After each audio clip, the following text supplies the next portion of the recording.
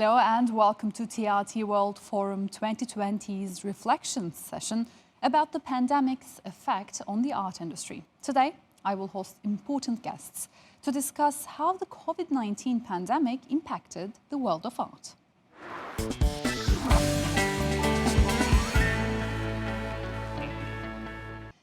To give us an overview about how the art industry is faring under COVID-19 restrictions, Georgina Adam is here with me. She is the editor-at-large at the art newspaper. Hi, Georgina. So now, hello. Obviously the art world is in a crisis.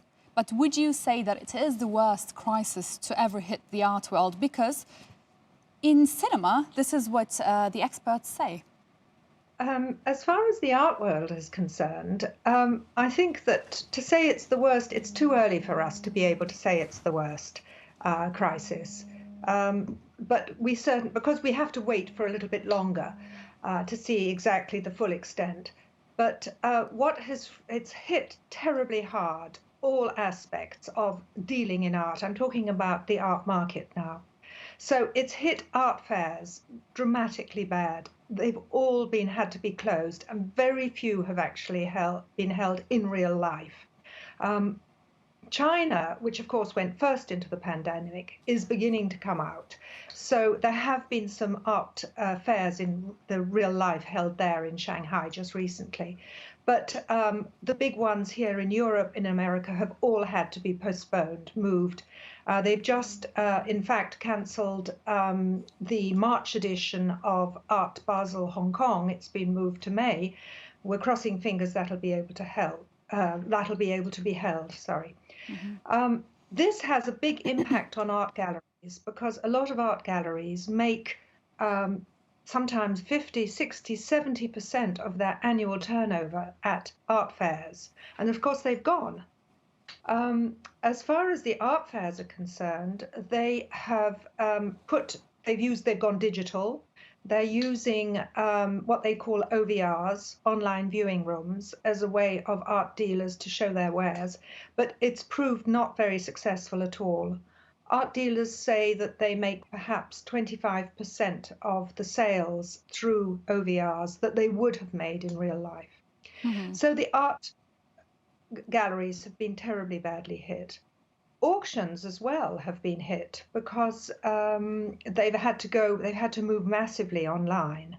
And we don't know the final figures yet, but we suspect that auction sales will be down by over 30% this year compared to next year.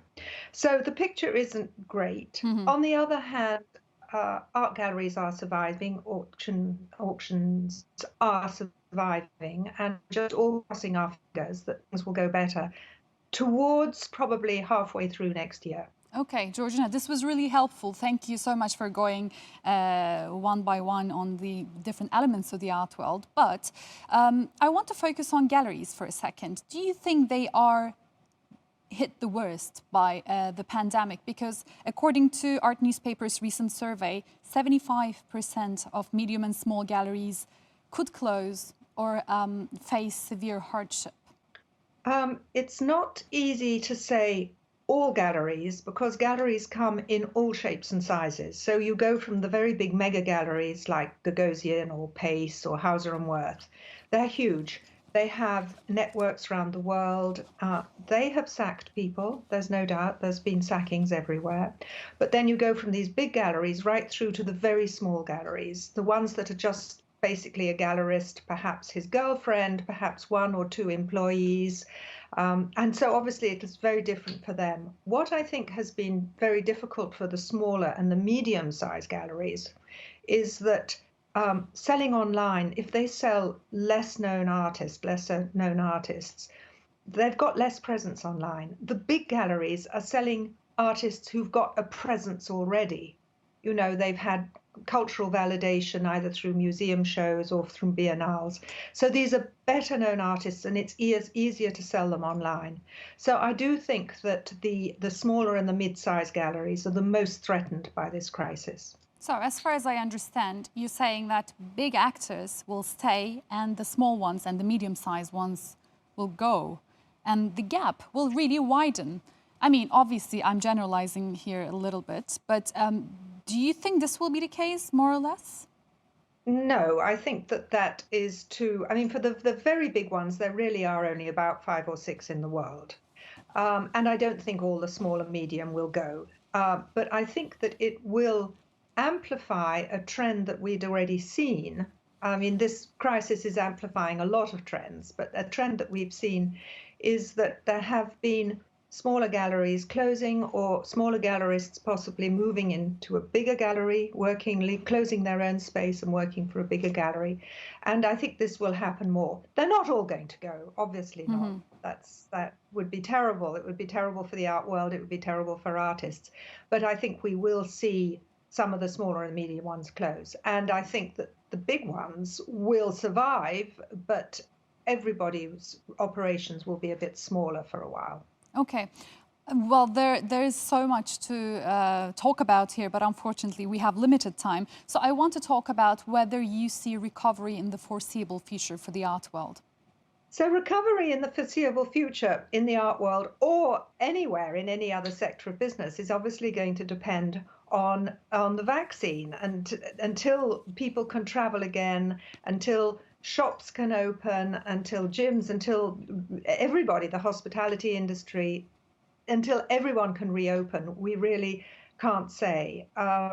So I think the art world is in the same situation as the rest of the world, waiting to see how soon we can safely go out, open, travel, go to museums, go to art galleries, and just live the life we had before. And whether that life that we had before will ever come back in the form we knew it before. Exactly. So you said, for example, is that China is beginning to come out of the restrictions. So, for example, do you think that it is easy for them to just go back to what the normal art world was before COVID-19, or will we need all around the world more state funding and more funds really just to come back to what the normal was? I think that the museum world is going to need state help. You can't allow museums to die. It's just not possible, and they've been terribly badly hit. And remember that museums also bring tourists. Here in London, somewhere like the National Gallery, I think 65% of its visitors are from abroad or were from abroad before the crisis. So there has to be state support. And, here in the UK, I'm speaking to you from the UK, we have a furlough system. So people are paid even if their job, their place of work is closed. And we really won't see the full impact until the furlough system comes to the end. Sadly, I think a lot of jobs are going to go in the art world. All right, Georgina, Adam, I really appreciate it. Unfortunately, this is all the time we have, but thank you so much.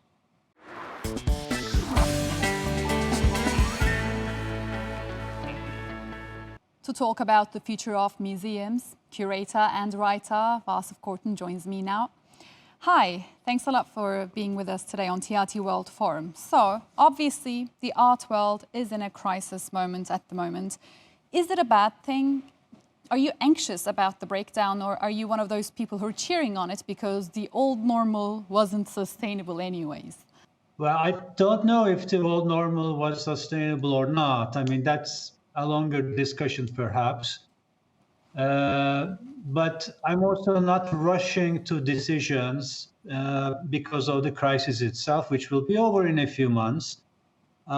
So I would rather not make very large statements about it at this particular time. Whatever was wrong with the art world, it's been wrong for a long time. Yeah. Okay. Especially museum.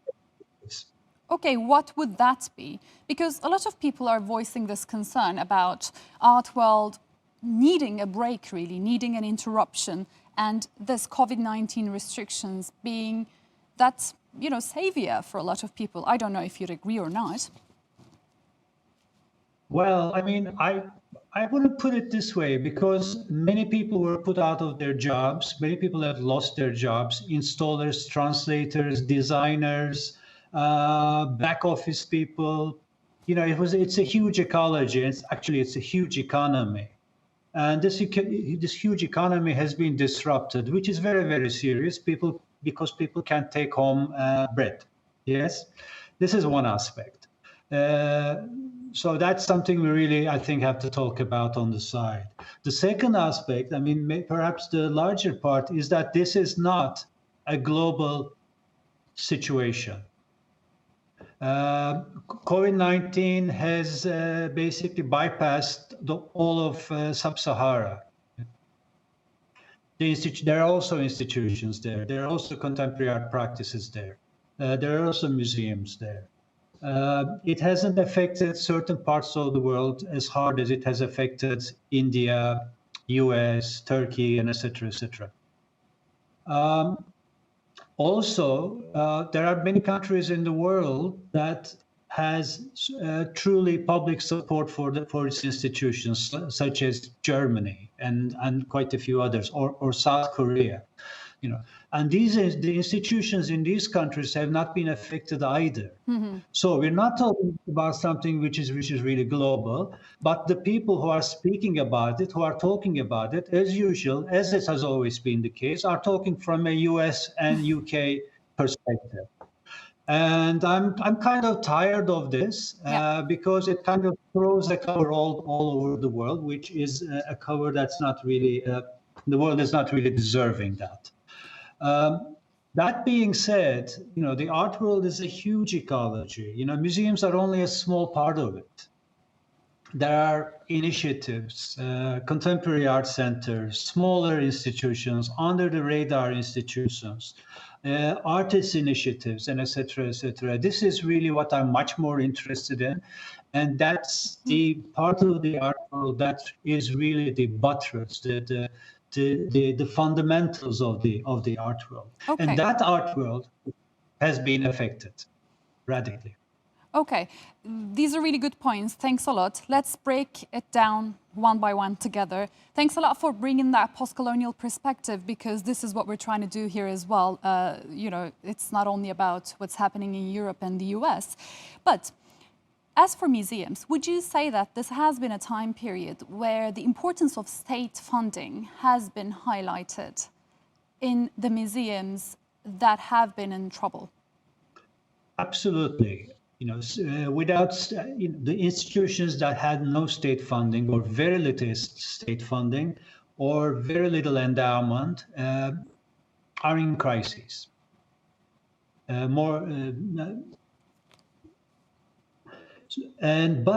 I mean, I should also say that the malaise, if we may say it so, about the art world, that it always lives in the present time, the museum practice these days. It tries to save the day constantly. It really does not have a long-term plan. It doesn't have a big horizon.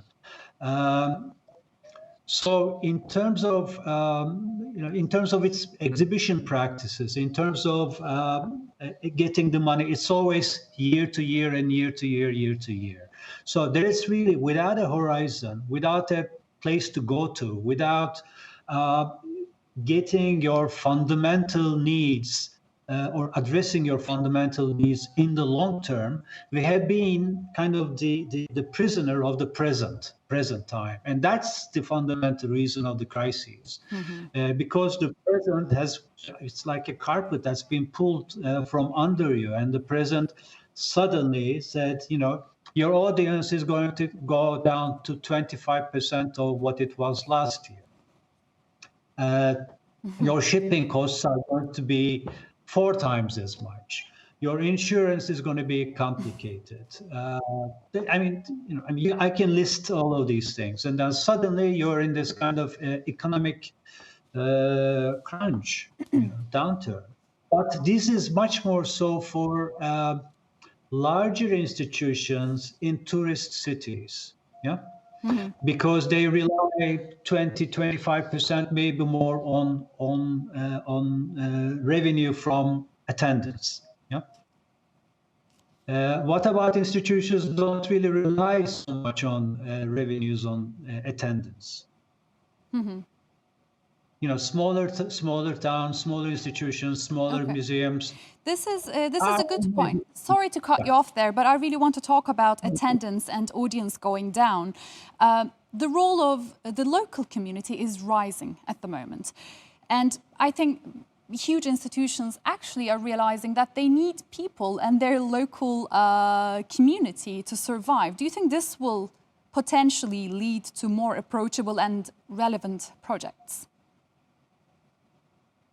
Look, I mean, if you are built as a general audience institution catering to massive tourist capacity, and if you are in those centers or in those power corridors in the world, local audience is an afterthought. It's secondary. It cannot be fundamental, your fundamental audience. And by look, and the idea of a local audience means a different kind of programming. I don't mean provincializing your practice, but it needs a different vision. And I hope at least in part, certain institutions will take that into consideration. In any way, they have to dig deep into their collections to save the day for the next 1, 2, 3 years. It's going to be collection. Vasif, this is an interesting point. Do you think relying more on collections will mean that we will see less blockbuster shows? If you have a fantastic and deep collection, you can still do a blockbuster. If your collection is a little bit weaker and more, let's say, local, you won't do a blockbuster. You cannot do a blockbuster. Which is, I'm not provocating. I'm not promoting blockbusters here, obviously. But don't forget, the moment COVID goes, the moment money begins to flow, the moment economy runs, give it, a year, give it 2 years, it's going to be back to blockbusters for sure. Well, that is an interesting point, but unfortunately, this is all the time we have. Let's talk about it another time. Pleasure to have you with us today. Thank you.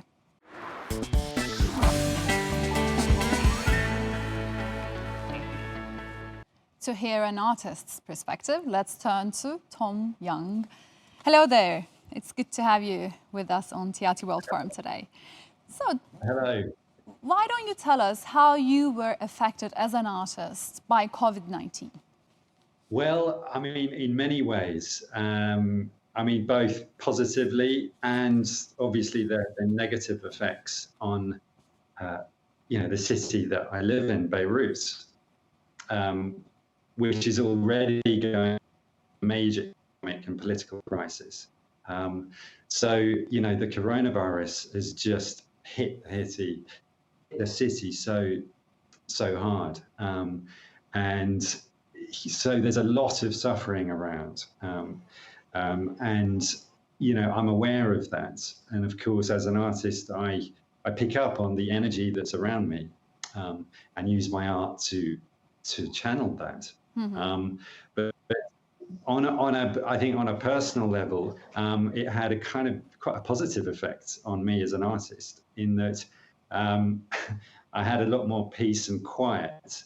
Beirut is often a really loud, busy city, with construction, beeping horns, so there was a lot more peace and calm, and much less pollution, much cleaner air, and just more time to reflect, more time to think, more time to sort of notice the change in the seasons, the beautiful sort of phases of the moon from my rooftop terrace in the middle of Beirut, and a time to sort of reflect on the sort of beauty of Mother Nature. As you see behind me, the famous cedar trees of Lebanon.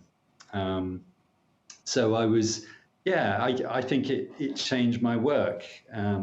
My work had been going through a very political phase with the attempted revolution in Lebanon that began last October 2019, where there were hundreds of thousands of people on the streets, protesting against the dreadful corruption and in amongst the political elites, and demanding change. And they, I was immensely inspired by energy. So I was painting, scenes of thousands, hundreds of thousands of people on the streets, protesting and partying, in that sort of true Lebanese spirit. There was a lot of, the atmosphere was really sort of positive as well as angry. Okay, Tom, sorry to cut you off there, but I'm curious about whether you kept painting political, artworks even after COVID-19. Yeah, well, I think I did. I instead of painting streets full of people, I was painting streets. So I was painting absence, the absence of life, and that in itself, it's recording a social moment, a feeling of emptiness, absence, and also concentrating on other subjects like surveillance cameras. I think that COVID-19 and the isolation has made us all obviously much more dependent on digital technology, such as using right now. So that I became aware of this sense that we're all being watched, and sinister implications for the future.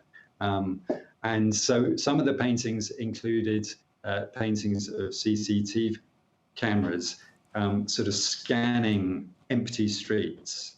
And then I was sort of painting shadows on the streets as if there is a presence of something, but we're not quite sure what it is.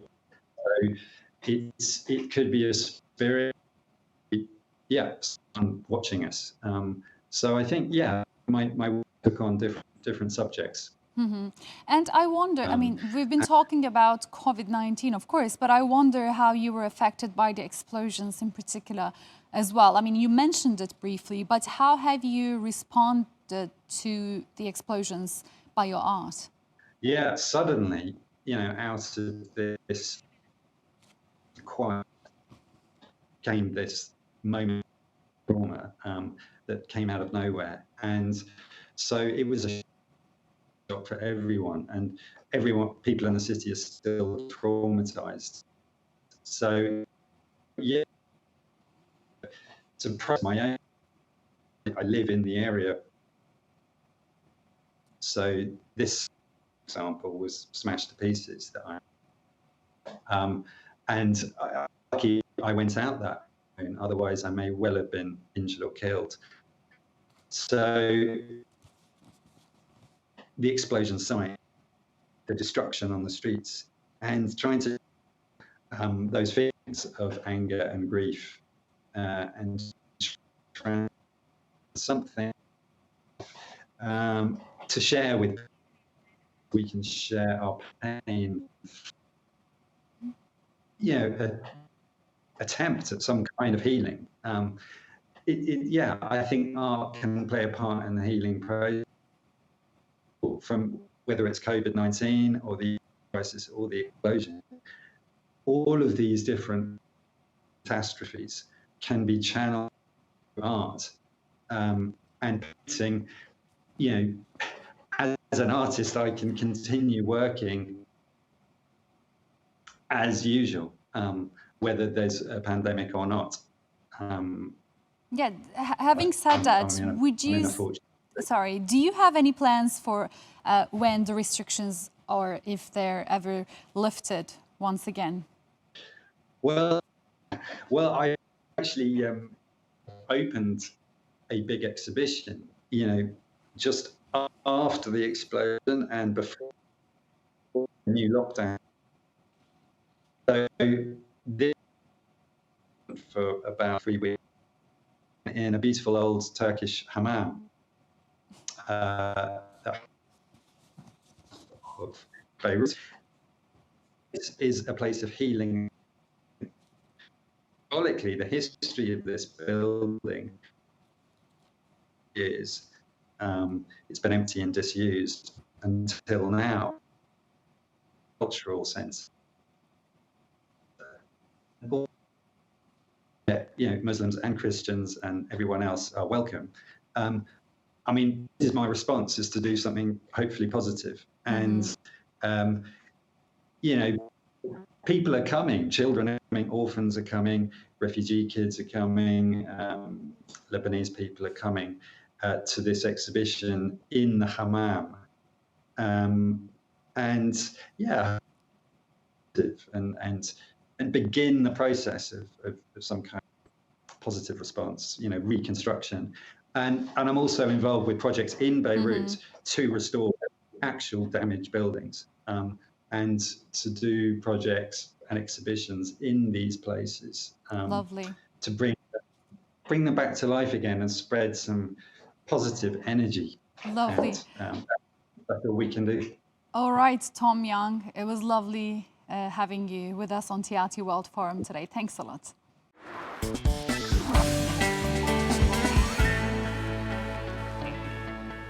That's it from me, Elif Bereketli, for now on TRT World Forum. I'd like to thank our guests for joining us and sharing their thoughts with us on how the art world was affected by the pandemic, whether it is the beginning or the end of an era in contemporary art, what will happen to small and mid-sized galleries, and whether digital is actually the future for the art world. TRT World Forum 2020 will continue to discuss shifting dynamics, the international order in a post-pandemic world. Do stay with us.